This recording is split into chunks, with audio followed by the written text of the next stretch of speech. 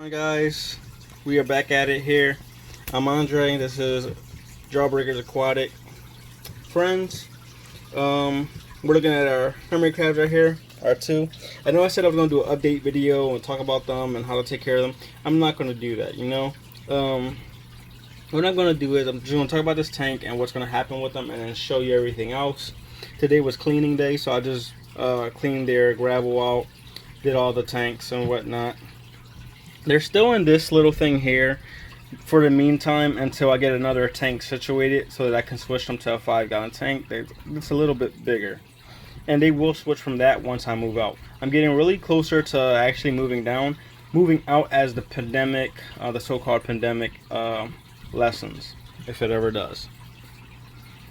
So they got 2 empty shells, and then they're in these ones here. They don't grow with their shells like snails. They move from one shell to another shell. They got their little sponge over there with some water in it, and their food right over here. Little log, right there. That helps their skin and everything else stay nice and healthy. It's like what snails need for their shells. That's about it with these guys. They will be moving to a 5-gallon tank. I want to do a background that they can climb up and down of with some plants. A little section with some very little bit of water in it. Other than that, that's all I got for this tank. They're doing very well. They're eating, they're drinking. Don't get much movement out of them. They like the darkness. They like to just stay just like this. That's about it with these guys. Over here we got the tank. Did a water change on it. A little cloudy. Got some stuff hanging around. We removed this. I put it into another tank to help get the pH and beneficial bacteria up like I did with the other 29-gallon tank. Once that happened, my 10-gallon tank will be moving out. Everything is doing good. No deaths in this tank. Everyone's looking healthy, very active, nice and plump. We did a water change, a really big water change, about 55%. I moved the plant out of here to just don't stay down because he keeps ripping it out as he does to these ones. But I want to keep some type of plants in here. Friday, I'm most likely going to be getting some floating plants for up top to just help with nitrates and other things like that, ammonia and stuff.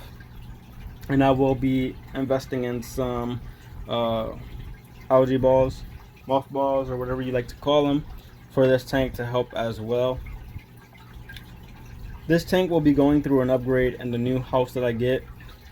These fish probably will be, well, they're going to get moved out of this into a much bigger tank. I have a 100-gallon tank in the basement just sitting there waiting for them, and that's where they will be going.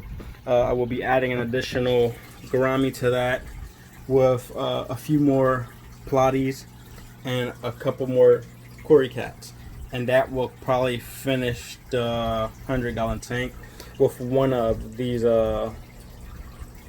guys right here.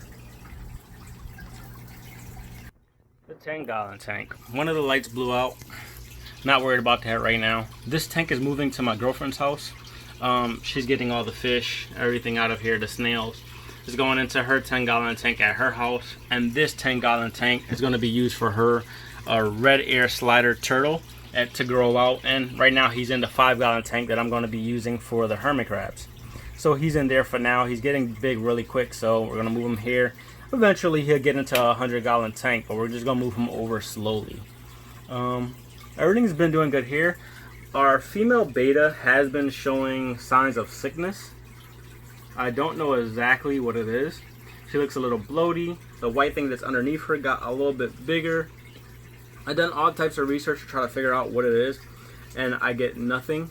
I think she actually got vision back in the eye that I thought was blind, seeing that when I tap on that side she moves, but I just don't know, and I don't want to treat the tank or treat her for something that she doesn't have and harm her further. So I'm just gonna let her be peaceful, let her eat and spend her time in here until whenever that time runs short.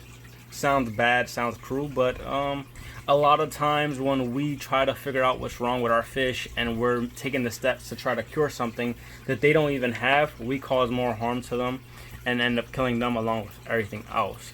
Sometimes we just have to let nature take its course, leave the fish alone, and see what happens. See if they can cure themselves, or as time goes on, see the problem goes away.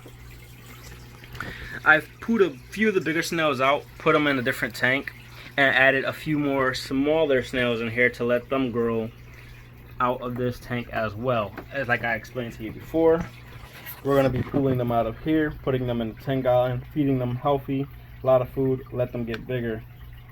Here goes some of the big ones that we pulled out of the other tank. Did a water change in here, did a really big water change out of this tank. Turned the filter off, drained a lot of water out. Got a good gravel vacuum in. Put this plant in here from the 10-gallon tank. Reattached some of the plants. Move this one over here. That one just grows a lot faster for some reason than all the other smaller ones. This was the one that was on the other tank that I had to pull out because the doja loach just kept removing it. As you see, the snails are already on it, eating at the yellow parts of the plant that is dying off. But everything in here is doing fine. I haven't noticed any baby fish in here. Like I said, one of these silver ones, I'm guessing is a female. She's a lot bigger, and I think it's that one right there.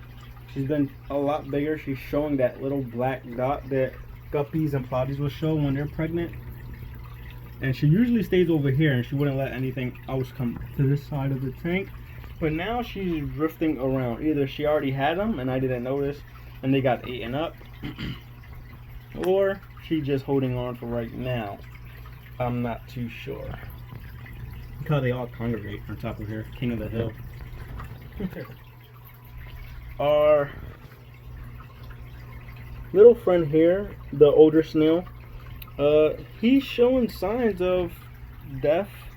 And the reason why I say death and probably passing soon, every snail, golden snail I ever had, as they get age, their shell gets like that, like a whitish, crackish looking, no matter how much calcium you try to get in the tank and feed them.